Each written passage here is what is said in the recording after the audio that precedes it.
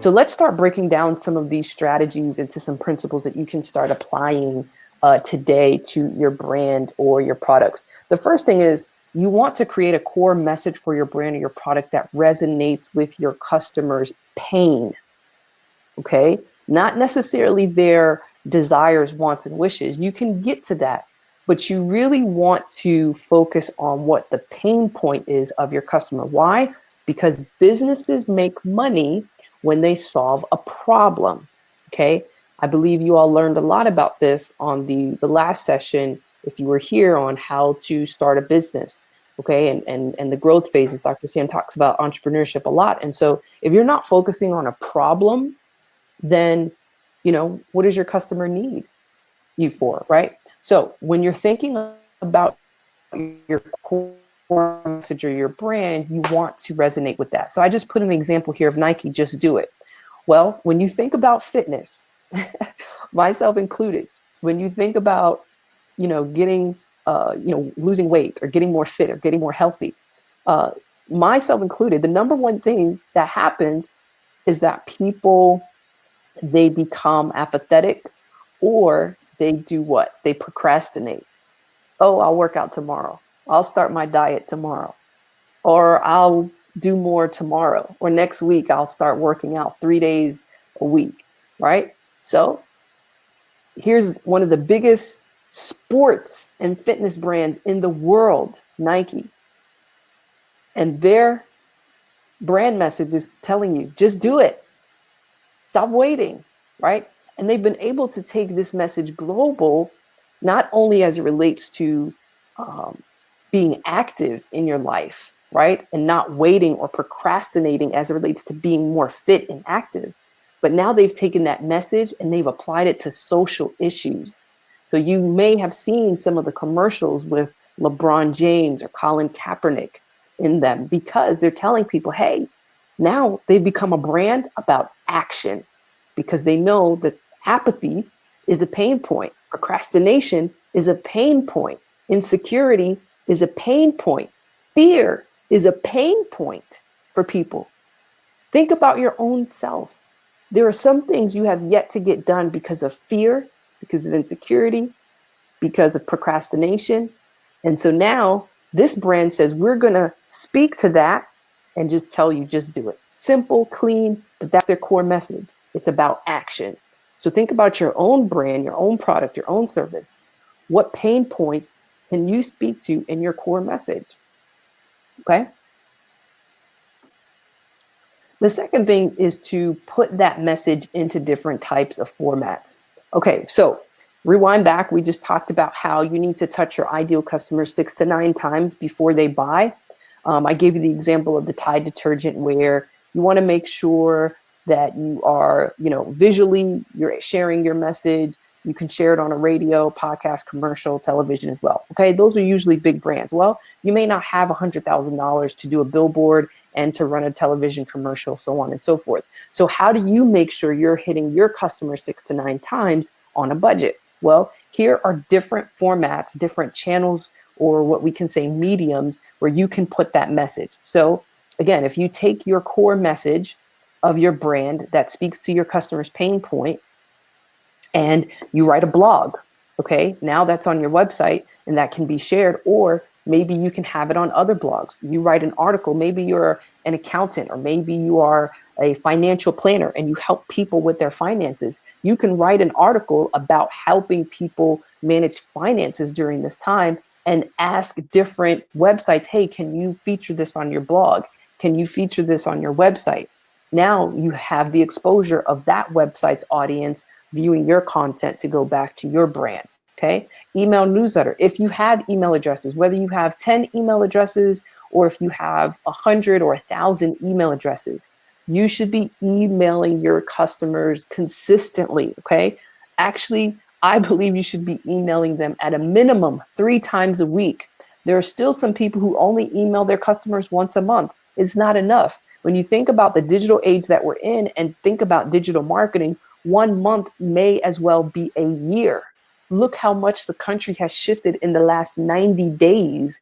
And imagine if your customers only heard from you 3 times in the last 90 days, where now we have a split BC and AC, before Corona and after Corona, right?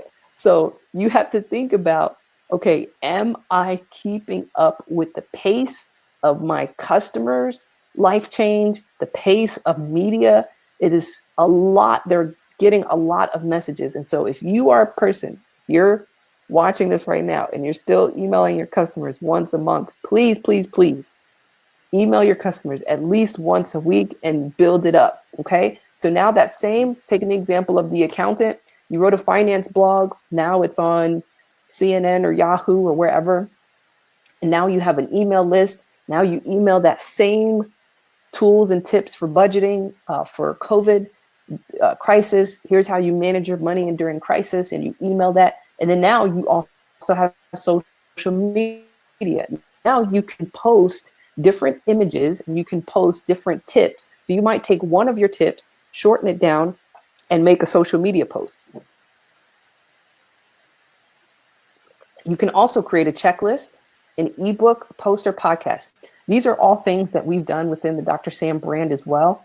And it's just a way to deliver your message in different formats. Some people are more visual, some people are more auditory, some people like to read, some people like long formats, some people are saying, hey, just give me the bullets. So when you reformat that same core message, because that's your brand, you never want to steer away from your brand. You want to stay on brand, what marketers call stay on brand. And you want to just deliver it in different formats and different times. Okay. And podcasts right now, just before I move on, podcasts are actually a really, really great medium to use right now because one, people are monetizing them by getting advertisers. If you're able to grow your podcast, you can also use it as a way to feature other people on your podcast and tap into their audience. But right now, especially during the BCAC time, before Corona, after Corona, a lot of people are diving into digital media. And so if you haven't checked into doing a podcast before, don't count yourself out, right? Anybody can start a podcast and it's free, and you can have it on different platforms like Spotify as well. So I would definitely look into that. If you're somebody who likes to speak and you want to talk, podcast is sort of like the new radio. All right, the third strategy that I want to dive in with you right now is learning how to leverage social media so that you can get in front of your ideal customer. So here's the thing: there's two types of people. There are people who say, my customer's not on social media and I shouldn't be advertising on social media. And then there's another half that says, I believe that everybody's using social media. And so the reality is about 90% of people are using social media, okay? And that number grows depending on what age and demographic you're talking about. When you're talking about millennials, 1981 to 1996, in terms of the year they were born, 80 to 90% of them are going to be on social media. So why is that important? Well, because millennials are getting older, and they are the ones who are going to see the greatest transfer of wealth right now, because their parents, my parents, I'm a millennial, my mom, who's still living, she's getting older, she's getting into retirement. So when you look at everyone in that age demographic, they're the ones on social media. They're the ones having families. They have young families right now. Okay, I have a 4-year-old and a 2-year-old. So if you look at the older millennial, 1981, 1982, 1983, they have young families. They're starting to grow in their careers, right? And they're going to see that transfer of wealth because their parents are retiring, aging out. Okay, and for those whose parents were able to leave an inheritance for them, they will see that transfer of wealth, right, through an insurance or some sort of wealth passed down. Okay, or if they're growing in their career, they're going to see an increase in income, right? They're creeping onto the age of 40 right now. So you have early 30s to late 30s going into 40. They're going to become executives. They're going to become the next CEOs. They're the ones starting businesses. They're the ones taking the risk. And so you're going to see a large segment of that millennial population begin to enter into that wealth transformation. And those customers will be ideal for you. Why? Because they're going to be accessible through social media. 80 to 90% of millennials are on social media. 80 to 90% of millennials are going to see the greatest transfer of wealth that we've seen in a long time. Okay. So you want to make sure that you position your business on social media so that you can get in the conversation of these ideal customers. Now, when we talk about baby boomers, which is the generation that my parents or my mom was in, my mom is 65. And so, she's at an age where, she is still a viable customer, right? My mom shops online all the time. So this generation, they have learned to adapt to social media, whereas 5, 7 years ago, they weren't on Facebook. My mom is on Facebook. My mom is on Instagram, right? And so we see a lot of these baby boomers in this older generation also online as well. And so you have 48%, I believe, of that generation, baby boomers, are online. So the answer is yes, your customer is on social media. There's over 3 billion people on social media. And now when you look at your business, your product, or your brand, you don't need 2 billion customers. If you have 1,000 loyal paying customers, you can build a multi-7-figure business with just 1,000 consistent customers. You don't need 1,000,000 customers. You don't need 100,000 customers. Some of you all will do well with 500 customers. So do you think you could find 500 people on social media out of a pool of 3 billion? I think so. So be encouraged. All right, strategy number 4, take a step each day to grow your online presence. And what I mean by that is, I just had a conversation the other day with someone who said, okay, I'm ready to start my online, business or whatever. And I said, great. I said, well, if you start, don't stop. So here's what a lot of us do. And we do this with a lot of different things, myself included. I've learned to become a finisher. I wasn't always a finisher. I would read a book and never finish it. I would start a project and not finish. So as I've gotten older, I've grown out of that. I don't even know what you would call that, right? But I just wasn't a finisher. Some people may do this if you have, you're following the red ball, like you get distracted easily, or you just get inspired easily, right? Something else inspires you and you're over here, something else inspires you and you're over there. When it comes to marketing, it is a system. It is not emotional. It is a system. It is a process. Okay. If you were to be able to peek behind the curtains of the Success Power team and how we move every day in getting things done, it is a system. We don't wake up one morning and say, oh, I feel like doing this. We know exactly what we're talking about, when, how, what channel, what email is going out when, what is it going to say, what are they going to click on. We think very intentionally about the things that we're going to do. However, if you are just starting out as a brand or a product, that can become overwhelming. So what you want to do is focus on something that you're able to keep up every single day. The key is frequency and consistency. If you cannot keep up with posting 3 times a day and sending an email every week, don't commit to it. Because the next week, if your customers don't hear from you, then you start to chip away at the trust, right? But when you are consistent and you continually communicate consistently, then you build that trust with them. So just imagine, I have a 2-year-old son. Every morning, he wakes up at 7 a.m., okay? Now imagine some days if I did not go in there to get him out of his crib and change his diaper, and I just left him there, right? Versus me going in there every morning. He knows when to expect me. He knows I'm coming in to change him, bring him downstairs, feed him his oatmeal every single day consistently. So he trusts. So now when he wakes up, he's gotten older, he doesn't cry when he wakes up. He just waits. He plays in his crib and he waits because he trusts. He knows I'm coming. He knows I'm going to be there, right? So I've built up that trust with him because I show up. Same thing with you and your customers. You want to show up consistently. If you're going to do Monday, Wednesday, Thursday, Monday, Wednesday, Friday, Tuesday, Thursday, Saturday, whatever it is, stay consistent so you build that trust. They know to expect that amazing content, that amazing news video, post, podcast every week, every Sunday, every Tuesday, Thursday, right?